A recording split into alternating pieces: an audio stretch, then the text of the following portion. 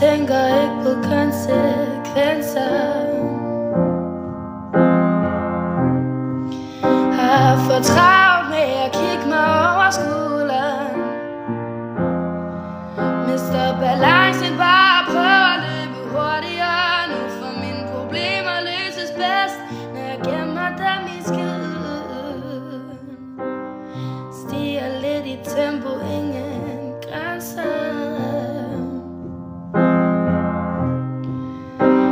Hvis alle ting er vigtige, bliver de lige